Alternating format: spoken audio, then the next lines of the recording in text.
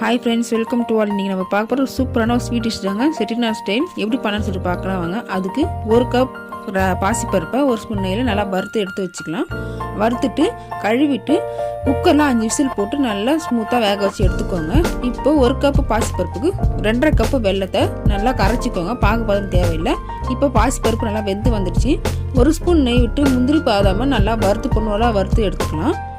இதே நெய்லேயே 1/2 கப் ரவை, ஒரு கப் பாசிப்பருப்புக்கு 1/2 கப் ரவை, ஒரு ஸ்பூன் தேங்காய் துருவல் போட்டு நல்லா வறுத்து எடுத்துக்கோங்க. இப்போ வேக வச்ச பாசிப்பருப்பை இதோட சேர்த்து நல்லா மிக்ஸ் பண்ணிவிடுங்க. நல்லா இந்த மாதிரி கெட்டியாக இருக்க மிக்ஸ் பண்ணிவிடுங்க.